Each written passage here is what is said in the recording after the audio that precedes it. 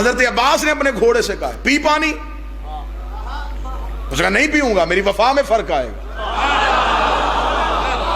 یہ لفظ ہیں بابا جی. حضرت عباس نے اپنے گھوڑے سے کہا پانی پی، اس نے کہا نہیں پیوں گا، وفا میں فرق آئے. عباس کا گھوڑا غیب جان رہا ہے، حسین کا گھوڑا غیب جان رہا ہے، نبی کی اونٹنی غیب جان رہی ہے.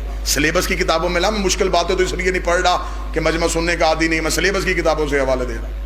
ابرہا کعبہ گرانے آیا، حضرت عبد المطلب کے اونٹ پکڑ لیے، اور حضرت عبد المطلب کے اونٹ انہوں نے بیچنے کے لیے نہیں رکھے ہوتے تھے، یہ گھر قربانی کے لیے رکھتا تھا.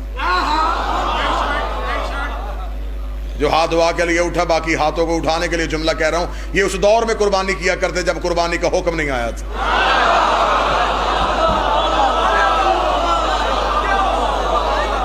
یہ اس دور میں قربانی کیا کرتے تھے جب قربانی کا واضح حکم نہیں آیا تھا. حضرت عبداللہ کی دنیا میں آمد میں 100 اونٹ جنہوں نے قرہ نکال کے دیا ہو. یہ مشہور تھے دسترخوان کے حوالے سے. ہوشم کہتے ہیں شوربے میں بھگوئی روٹی کو، اور یہ عربوں کی سب سے مہنگی ڈش تھی، شوربے میں بھگوئی روٹی. جو کھلاتا تھا اسے ہاشم کہتے تھے. حضرت عبد المطلب کے اونٹ پکڑ لیے. حضرت عبد المطلب دربار میں آئے، ابرہا سے کہا میرے اونٹ کیوں پکڑے؟ اس نے کہا میں خانہ کعبہ کو گرانے آیا ہوں. فرمایا ٹھیک ہے، لیکن میرے اونٹ کیوں پکڑے؟ اس نے کہا میں اللہ کا گھر گرانے لگا ہوں.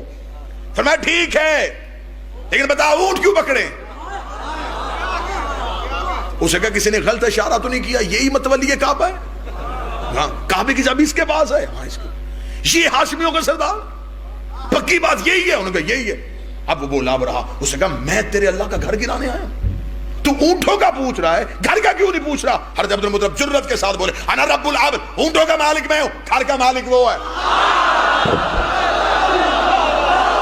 مجمع کا ہاتھ نیچے نہ جائے، میں جملہ کہنے لگا ہوں. جب حضرت عبد المطلب نے یہ جملہ کہا کہ گھر کا مالک وہ ہے، تب کسی کو بھی نہیں پتا تھا کہ وہ ہے. یہ صرف حضرت عبد المطلب انا رب العبد. ابھی نبی تو نہیں آئے، ابھی کل هو اللہ واحد نہیں آئی، کہہ دیجئے وہ ہے. ابھی قرآن نہیں آیا، اور حضرت عبد المطلب ابرہا کے دربار میں کھڑے ہو گئے اونٹوں کا مالک میں ہوں، گھر کا مالک وہ، میرے اونٹ تھے. دشمن کے سامنے جملہ کہا، اور ابرہا نے اپنے خون خار ہاتھی کو سرخ جھنڈی کا اشارہ دے دیا. یہ اس کا سائن تھا اپنے دشمن کو مارنے کے لیے. ہاتھی چیختا چنگھاڑتا عبد المطلب کی جانب پڑا. کتاب کے جملے ہیں، تاریخ ساری گواہ ہے. تاریخ شیعہ یا سنی نہیں ہوتی، تاریخ ہوتی. حضرت عبد المطلب نے اپنے پاؤں کو جنبش بھی نہ دی، وہیں کے وہیں کھڑے رہے، اور ہاتھی چنگھاڑتا ہوا آگے بڑھ رہا ہے. حضرت عبد المطلب وہیں کے وہیں رکے ہوئے ہیں، اور چہرے پہ اطمینان ہے. حق بنتا ہے اسے حیدر کا دادا ہونا، بنتا ہے، بنتا ہے اس کے پوتے کا قرار ہونا. اب کتابیں کہتی ہیں کہ وہ ہاتھی چیختا چنگھاڑتا حضرت عبد المطلب کی جانب بڑھا. لوگ ڈر گئے، متولی کے کعبہ قتل ہونے لگا، رئیس مکہ قتل ہونے لگا، سردار عرب قتل ہونے لگا. لیکن ہاتھی نے کیا کیا؟ حضرت عبد المطلب کے سامنے جا کے حضرت عبد المطلب کا چہرہ دیکھا، اپنی پیشانی حضرت عبد المطلب کے قدموں میں رکھی، اپنی پیشانی کو رگڑنا شروع کیا. جب ہم نے مورخین سے پوچھا اسے کیا ہوا تھا، وہ کہتے ہیں اسے عبد المطلب کی پیشانی میں نبی کا نور نظر آ گیا.